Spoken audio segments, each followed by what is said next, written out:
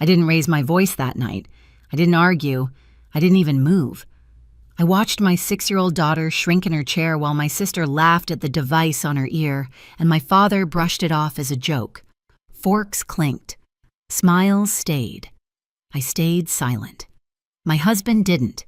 He stood up, walked to the door, and opened it without a word. Just a boundary. What they didn't know was this. By the next morning, that silence would change everything.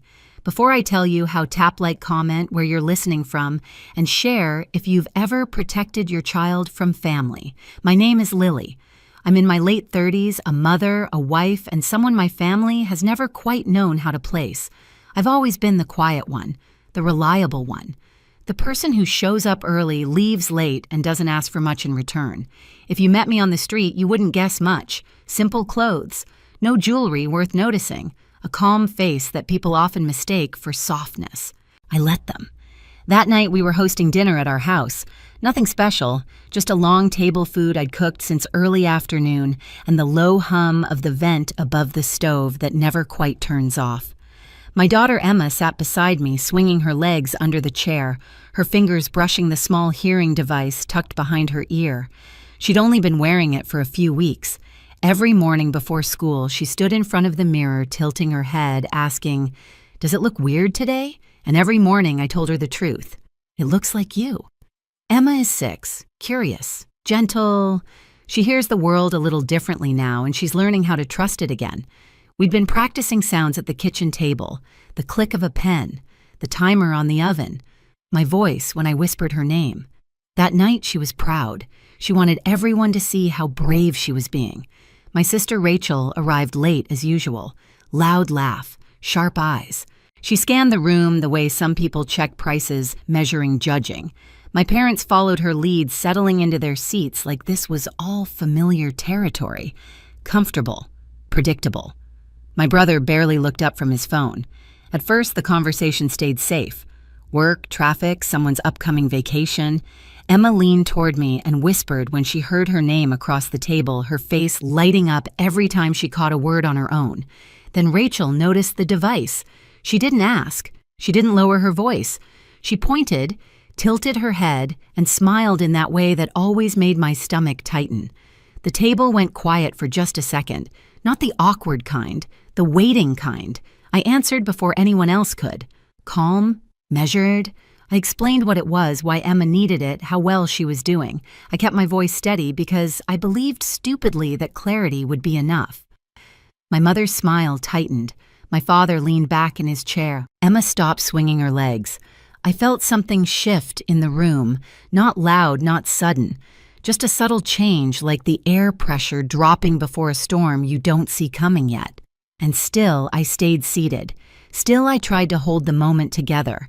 I didn't realize then that this was the last normal minute we were going to have. Rachel didn't laugh right away. She leaned forward first, squinting like she was trying to understand a puzzle she didn't respect. Her finger hovered in the air, not quite pointing, but close enough to make my chest tighten. "So that's what that is," she said. "I thought it was some kind of gadget." I felt Emma's shoulder press into my arm. Her body went still. The kind of still that isn't calm, just careful. I explained again. Slower this time. What the device did. How it helped Emma hear certain frequencies. How it wasn't a phase or something we could just outgrow. I chose my words the way I always did around my family, trimming off anything that might sound emotional. Facts only. Clean edges. No room for misunderstanding. Rachel smiled and shook her head. "She's so little," she said. "It just feels sad. Don't you think?" The word hung there. Sad. My mother reached for her water glass, took a sip, and set it down too carefully. "People notice these things," she said, not looking at Emma. "Kids can be cruel." I wanted to ask her who exactly she thought was being cruel in that moment. Instead, I breathed in through my nose and counted silently the way I had learned to do years ago. My father chuckled. Not warmly, not unkindly either, just dismissive. "Come on," he said. "It's not like anyone's attacking her. We're just talking." Rachel lifted her glass. "Exactly. It's just conversation." Emma's fingers moved up to her ear. She touched the device, then dropped her hand like she'd been caught doing something wrong. I spoke again. My voice didn't shake, but it felt thinner now. "She understands more than you think." That was when my father sighed long and exaggerated, like I was making the evening difficult on purpose. He waved his hand palm up. "Lily," he said, "you're taking this way too personally. It's a joke. You need to lighten up." The word joke landed harder than anything Rachel had said. Because jokes don't make a child look down at their plate and stop eating. Because jokes don't make the room feel smaller. My mother nodded, relieved. "He's right," she added. "No one means anything by it, but maybe going forward you could look into something a little less obvious, just to make things easier. Easier for who?" I opened my mouth, then closed it again. I felt the familiar pressure in my chest, the old instinct to smooth things over to protect everyone else from discomfort. I'd done it my whole life, made myself smaller so the room could stay calm. Across the table, Emma's eyes were glossy. She wasn't crying. She was trying not to. She leaned toward me and whispered so quietly I almost missed it. Did I do something wrong? That was the moment everything inside me stopped negotiating. I didn't answer right away. I put my hand over hers, warm and steady, even though my pulse was loud in my ears. I looked around the table, at my sister's impatient expression, at my parents' expectant faces, waiting for me to laugh it off, to cooperate. I realized then that if I spoke, nothing would change, so I stayed quiet. And in that silence, I felt something shift. Not in them, in me. The silence didn't last long. Mark pushed his chair back, not abruptly, just enough for the legs to scrape softly against the floor. That sound cut through the room better than any raised voice could have. He stood, straightened his sleeves, and walked toward the front door. No speech, no warning. He opened it and stepped aside. At first, no one moved. My father laughed, unsure, like this was some strange pause in a play he didn't understand. Rachel rolled her eyes and muttered something under her breath. My mother clutched her napkin tighter, confusion flickering across her face. Mark didn't look at them. He kept his eyes on the open doorway. "Out," he said quietly. Just one word, calm, final. That was when the room fractured. Rachel stood up, her voice sharp, offended. My parents followed, talking over each other, insisting this was dramatic, unnecessary, embarrassing. Someone said the word family like it was a shield, like it excused everything that had just happened. Mark stayed where he was. They passed me without meeting my eyes. When the door closed behind them, the house went still. Not tense, empty. The kind of quiet that feels earned. Emma's breath hitched. I pulled her onto my lap, felt her small body curl inward, like she was bracing for something else to go wrong. "Are they mad at me?" she asked. "No," I said immediately. My voice surprised me.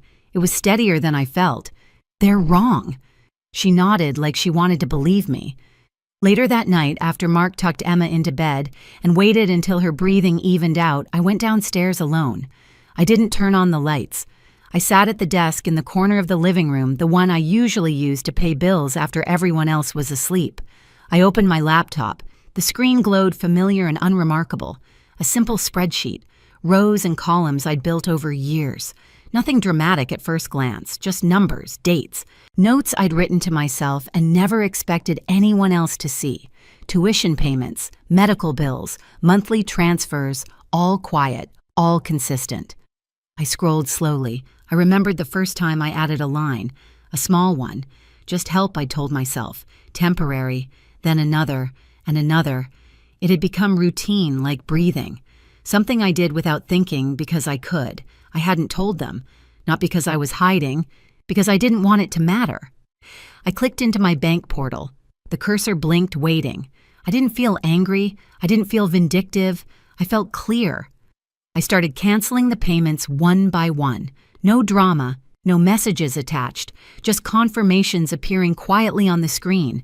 Each click felt like loosening a knot I'd been carrying for years.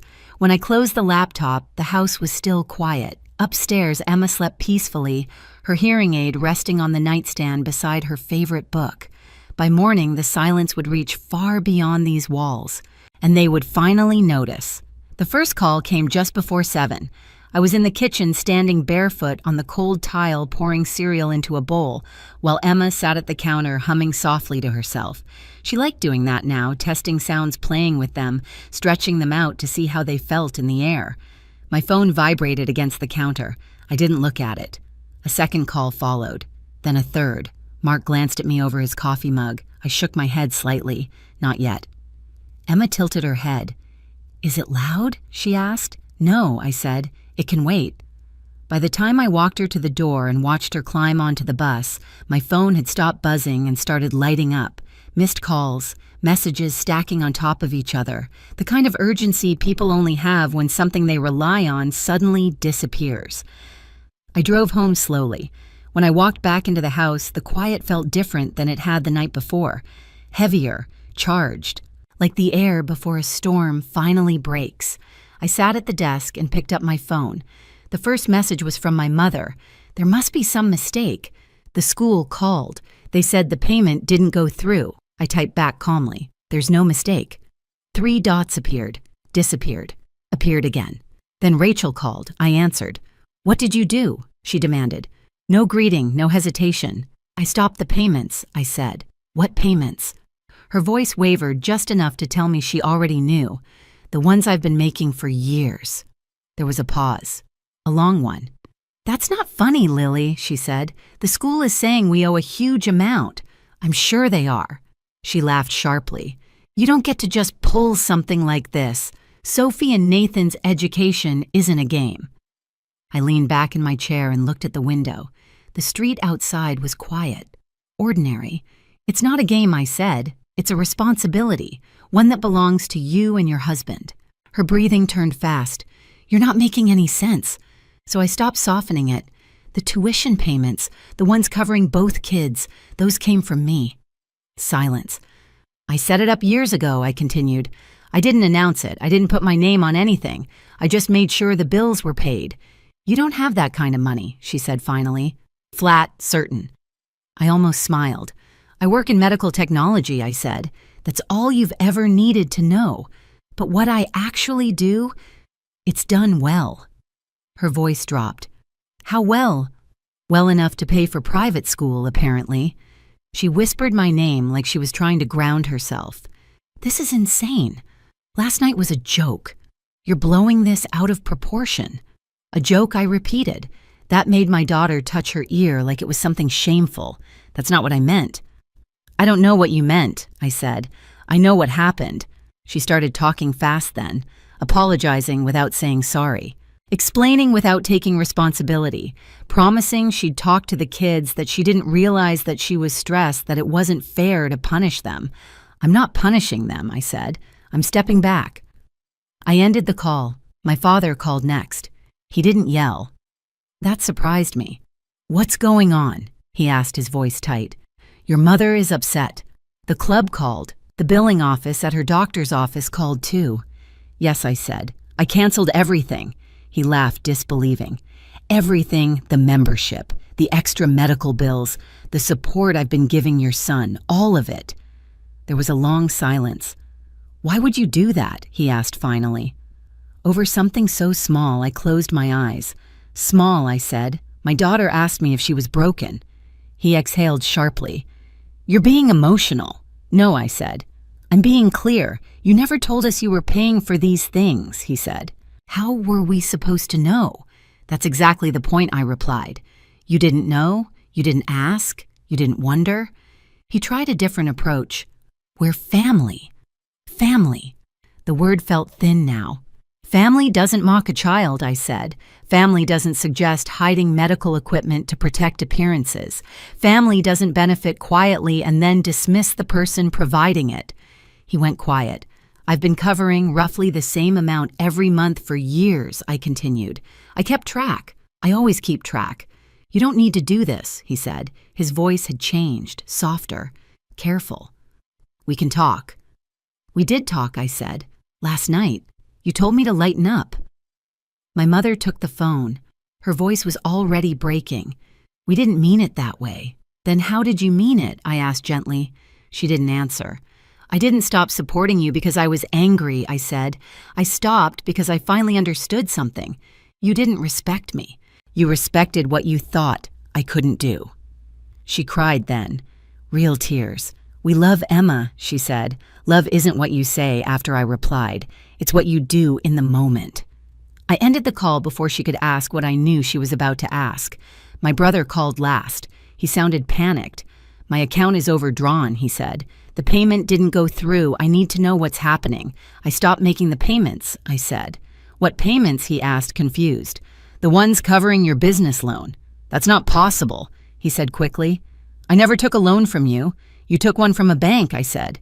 "I made the payments." His voice dropped to a whisper. "For how long?" "Years." "Oh my God." He started explaining immediately how he thought the bank had adjusted something, how he assumed things were fine, how he never questioned it. I said, "You just didn't notice." He apologized over and over, promised to make things right, promised to talk to Rachel, to our parents. "I'm not doing this to teach you a lesson," I said. "I'm doing it because I'm done being invisible." When the calls finally stopped, the house was quiet again, but this time it wasn't empty. It felt balanced. That afternoon, I picked Emma up from school. She ran toward me, smiling, telling me about a sound she'd heard during reading time, a bell she'd never noticed before. "Did you hear it all by yourself?" I asked. She nodded proudly. I did. That night, I tucked her into bed.